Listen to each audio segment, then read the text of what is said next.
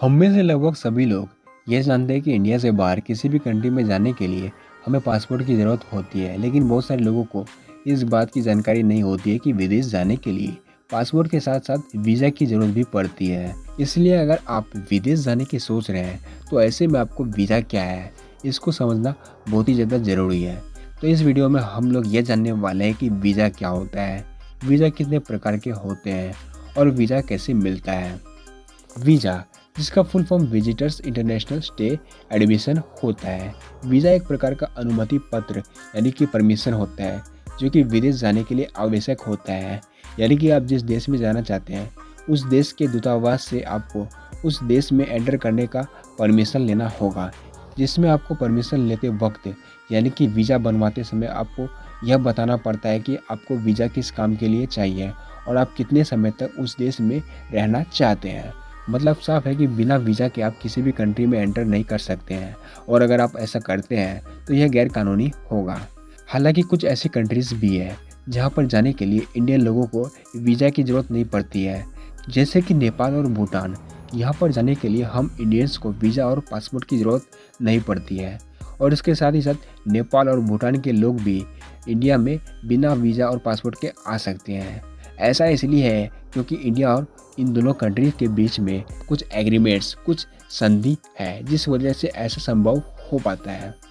तो ये तो हुआ वीज़ा के बारे में बेसिक सी जानकारी, लेकिन मैं आपको बता दूँ वीज़ा कई प्रकार के होते हैं, और अगर आप वीज़ा लेने की सोच रहे हैं तो ऐसे में आपको इस बात को समझना बहुत ही ज़्यादा ज़रूरी है कि वीज़ा कितने प्रकार के होते हैं और आपके लिए कौन सा वीज़ा लगेगा।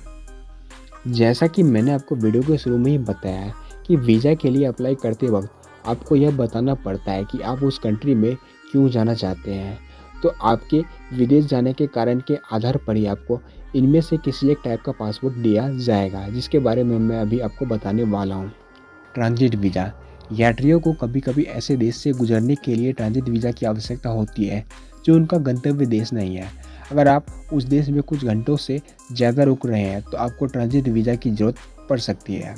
टूरिस्ट वीज़ा, यदि आप विदेश घूमने जाना चाहते हैं तो टूरिस्ट वीज़ा के लिए आपको अप्लाई करना पड़ेगा। इसके साथ ही आप उस देश में घूमने के सिवा कोई दूसरी एक्टिविटी जैसे कि जॉब या फिर बिजनेस नहीं कर सकते हैं, और इसके लिए आपको अलग तरह का वीज़ा बनवाना पड़ेगा।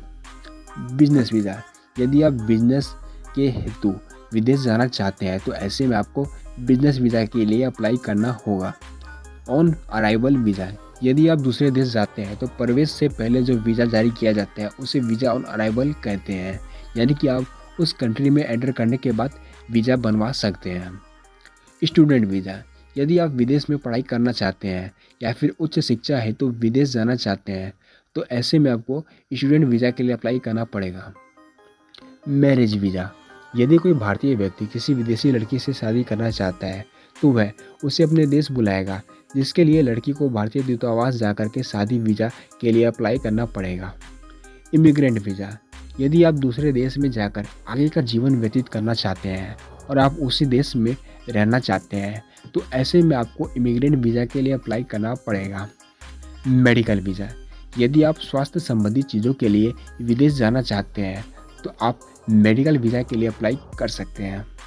वीज़ा के लिए अप्लाई कैसे करें? तो दोस्तों, अब तक की दी गई जानकारी से आपको ये तो पता चल गया होगा कि वीज़ा क्या होता है और साथ ही साथ वीज़ा कितने प्रकार के होते हैं, लेकिन आपको ये भी जानना ज़रूरी है कि वीज़ा के लिए अप्लाई कैसे किया जाता है। तो दोस्तों, वीज़ा के लिए अप्लाई करने के लिए आपको सबसे पहले जिस देश में जाना है उस देश के एम्बेसी यानी कि दूतावास केंद्र जाना होगा। हर देश में अलग अलग देशों की एम्बेसी होती है। आपको बस उस कंट्री के एम्बेसी में जाना होगा जहां आप जाना चाहते हैं।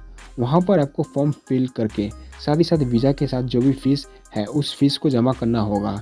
इसके बाद 1 या 2 हफ्ते के बाद आपका वीज़ा बन के रेडी हो जाता है।